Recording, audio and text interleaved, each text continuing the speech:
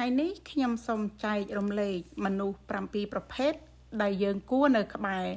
ហើយបើសិនជាបងប្អូនមានចំណុចបន្ថែមចាក្នុងការចែករំលែកទៅវិញទៅមកបងប្អូនអាចទម្លាក់នៅក្នុង comment គឺខ្ញុំពិតជាដឹងគុណមែនទែនហើយមនុស្ស7ប្រភេទដែលបងប្អូនគួរនៅក្បែរមនុស្សទី1គឺមនុស្សដែលជួយចិត្តគិតរឿងវិជ្ជមានបងប្អូនគឺល្អបំផុតហើយបើសិនជាបងប្អូនបាននៅចិត្តមនុស្សបែបនេះចាទី2គឺមនុស្សដែលមិនចេះគុំគួនច្រណែនឈ្នានីសមនុស្សបែបនេះគឺឥឡូវពិបាករស់មែនទែនបងប្អូនទី3គឺមនុស្សបង្ហាញផ្លូវល្អឲ្យយើងអានេះគឺកាន់តែពិបាករកបងប្អូនព្រោះពេលខ្លះចាពេលខ្លះបងប្អូនអត់មានអ្នកណាគេចង់ឲ្យយើងល្អជាងគេទេចាអញ្ចឹងបើសិនជាមានអ្នកណាដែលបង្ហាញផ្លូវល្អឲ្យយើងបងប្អូននៅក្បែរគាត់ឲ្យបានច្រើនចាទី4គឺមនុស្សដែលមិនមើលងាយយើងសង្គមបច្ចុប្បន្ននេះចង់និយាយថាមនុស្សជួយចិត្តមើលមនុស្សតែសម្បកក្រៅគឺច្រើនមែនទែនចាទី5គឺមនុស្សដែលស្គាល់អំពើល្អរបស់យើងចា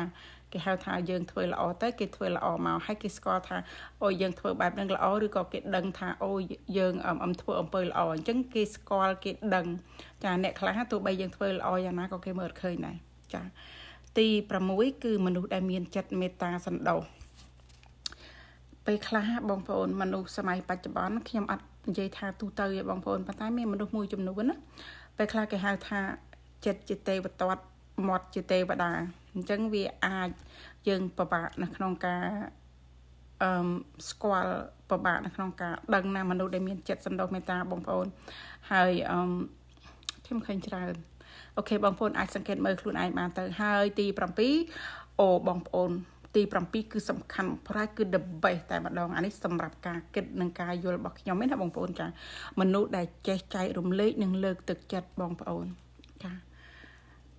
តិចបំផុតមនុស្សដែលចេះចែករំលែកសម័យនេះហើយនឹងមនុស្សដែលលើកទឹកចិត្តយើងបងប្អូននៅពេលដែលយើងដួលព្រោះសម័យនេះបងប្អូនខ្ញុំឃើញភាគច្រើនបើថាយើងដួលគេហៅថាដួលហើយគឺមានតែអ្នកជន់នេះឬអ្នកជួយលើកគឺមិនសូវមានទេហើយបើថាជន់វិញគឺជន់មិនឲ្យងើបរួចតែម្ដងអានេះតាមការមើលឃើញរបស់ខ្ញុំឯណាបងប្អូនតែបើសិនជាបងប្អូនឃើញផ្សេងក៏ជួយទម្លាក់ comment ឲ្យខ្ញុំផងតែសម័យបច្ចុប្បន្នសង្គមបច្ចុប្បន្នគឺខ្ញុំឃើញច្រើនចាហើយថាយើងដួលគេអត់ទាញដៃយើងទេគេមានតែពីជន់ថែមជន់មិនឲ្យងើបរួចតែម្ដងចាអញ្ចឹងមនុស្ស7ប្រភេទគឺមនុស្សទី7នេះគឺ the best តែម្ដងបងប្អូនបើសិនជាបានជួបពួកគាត់ឬក៏បងប្អូនបាននៅជិតគាត់ចាខ្ញុំជឿថាជីវិតបងប្អូននឹងជួបតែភាពរីកចម្រើនសង្កេតមើលខ្លួនឯងបងប្អូនហើយបើមានចំណុចបន្ថែមទម្លាក់ក្នុង comment ឲ្យខ្ញុំផងអរគុណណាស់ចា